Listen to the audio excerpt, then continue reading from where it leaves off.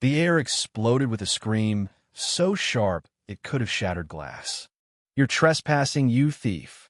The words tore through the quiet suburban morning, followed by a plastic cup of iced coffee hurtling through the air. It smashed against my lawnmower, brown liquid splattering across the blades, hissing into steam on the hot metal. I froze, hands still gripping the mower's handle, staring at the woman who'd just turned my Saturday chore into a battlefield.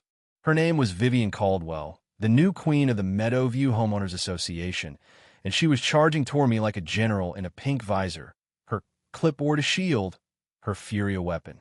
"I'm calling the police," she shrieked, jabbing a manicured finger at me. "You're on my land with that weapon." The weapon in question? My beat-up push mower, still coughing from the coffee assault. I hadn't even crossed the invisible line she claimed as hers not by a blade of grass. But Vivian, who'd swept into the neighborhood 3 months ago like a storm, had decided the strip of lawn by the ancient willow tree was her empire. Never mind that the tree, with its gnarled roots and a bronze plaque bearing my great-uncle's name, had stood on my family's land since before the subdivision was a twinkle in a developer's eye. I opened my mouth to explain, but she was already on her phone, voice piercing. "Yes, 911. I've got an armed intruder destroying my property." I stood there, grass clippings clinging to my sneakers, wondering how mowing my own lawn had escalated to this. It wasn't just about grass knot anymore. This was war, and Vivian Caldwell was ready to burn the neighborhood down to win it. "My name's Ethan Harper, and I've lived at 23 Willow Lane for a decade, long enough to know every creak in the floorboards and every quirk of the soil.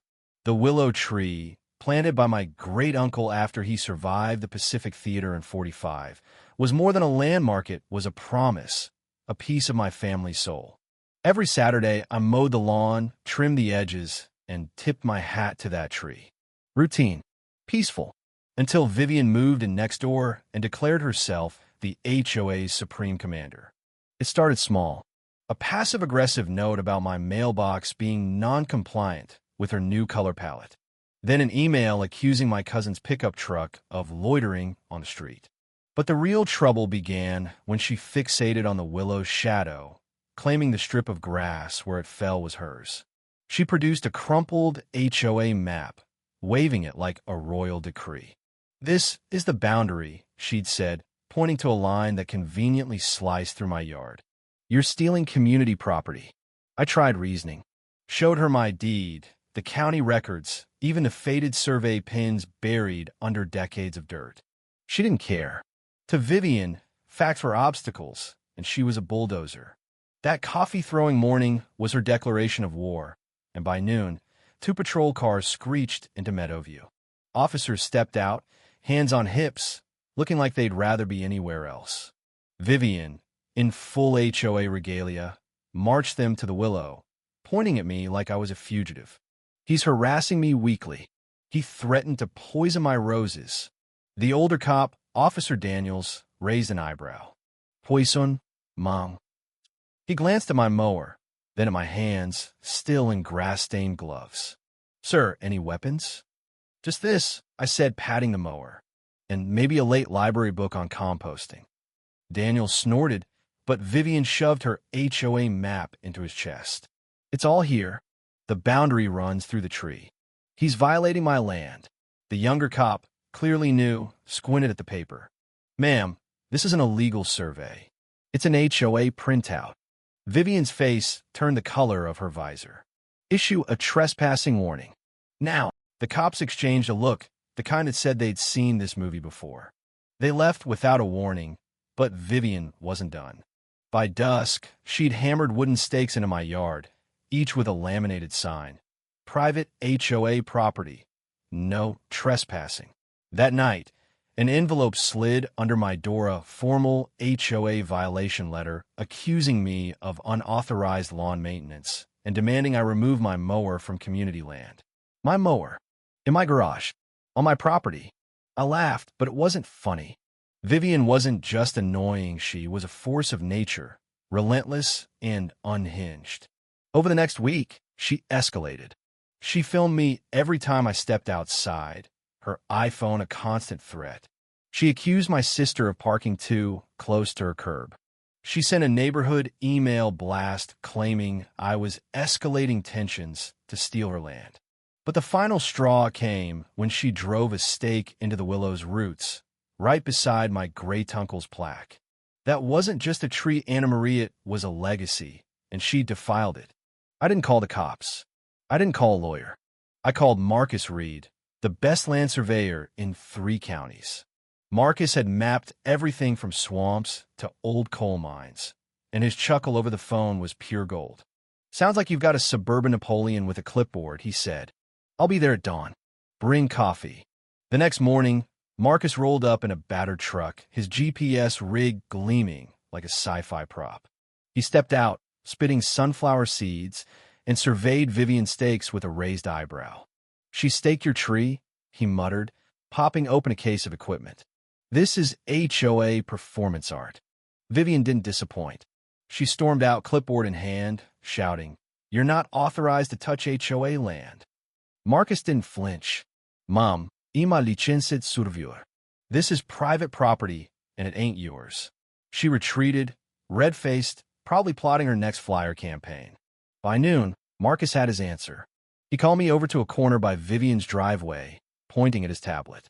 "Here's the original boundary pin, confirmed by GPS and rebar I dug up. See that shed?" I followed his gaze to Vivian's pristine shed, complete with a motion sensor light and a beware of HOA sign.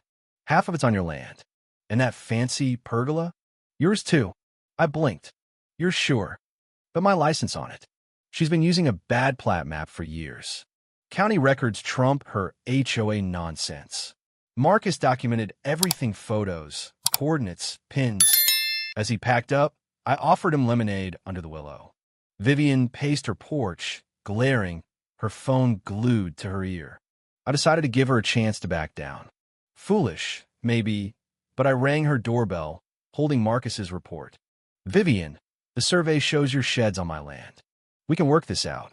She laughed, a harsh, barking sound. "You're delusional. I don't believe your fake survey." She tried to grab the report, but I pulled it back. "I'll email you a copy. Stay off my tree." She slammed the door so hard the windows rattled. The next morning, new signs appeared, bigger, bolder: property dispute, HOA protected zone. Vivian was doubling down, turning our quiet street into her personal reality show. I forwarded everything to my lawyer, Sarah Klein, a no-nonsense woman who dismantled land disputes with surgical precision. She reviewed Marcus's report and grinned. "She's done. We've got 3 options. She pays for the land, removes the encroachments, or we sue for quiet title. Don't talk to her. Let me handle it." But Vivian wasn't waiting. She launched a smear campaign on the neighborhood Facebook group, posting a photo of herself by her shed, captioning it, "Urgent. A neighbor is trying to steal my home. Support your HOA president against this fraud." Comments poured in: sympathy, prayers, outrage. She'd spun me as a villain, and some neighbors bought it. Flyers appeared in mailboxes, accusing me of forging records and sneaking into her yard at night. One neighbor, sweet old Mrs. Larson, handed me a copy, whispering, "Ethan, she's saying you're a con artist." The tide turned when Vivian overplayed her hand. A young couple, the Parkers, knocked on my door, holding one of her flyers. "She said you're a squatter, not the real owner," they said, eyes wide. I showed them the deed, the survey, the truth. Within minutes, they were apologizing. "She's unhinged," the wife said. Word spread. Neighbors I hadn't spoken to in years asked for the real story. I showed them the evidence, calm and factual. Sarah uncovered the knockout blow. Vivian's shed and pergola were built without permits a decade ago, violating county codes. "This isn't just a boundary dispute," Sarah said. "It's a zoning violation. If she pushes, her shed's coming down." Vivian didn't stop. She hosted an emergency HOA meeting in her backyard, wearing a headset like a televangelist, railing about land fraud and community betrayal. A neighbor recorded it, and I watched her pass around fake documents, demanding a cease and desist against me. Sarah laughed it off. It's a bluff. She's digging her own grave. Then came the pipe. Marcus texted me late one night. Found a capped-off pipe under a pergola. Not any blueprints. Get a plumber. Curious, I hired a contractor who uncovered a deep, well-unregistered, but legally mine, tied to my deed's water rights. Vivian had been siphoning water for her lavish garden, likely for years. That explained her obsession with the land. Sarah pounced, filing a county complaint for illegal resource use. The fine wasn't huge, but it was a public humiliation. The neighborhood turned. An HOA board member, Greg, slipped me financial records showing Vivian had billed the HOA $4,000 for security upgrades to her illegal shed. Greg, fed up, called for a no-confidence vote. At the community meeting, under twinkling park lights, he presented the fraud, the survey, the violations. Vivian's voice cracked as she tried to spin it. I stood and said, I just wanted to mow my lawn. No one's above the law. The crowd clapped.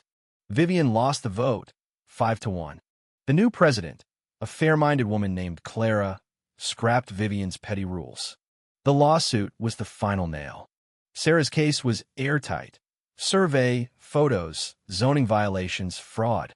The judge ruled in my favor, ordering Vivian to remove her shed and pergola or buy the land at triple value, plus damages for defamation. Vivian's claim that I'd shifted the earth earned a judicial eye roll. Outside the courthouse, reporters swarmed, but I waved them off. I didn't need headlines, I needed peace.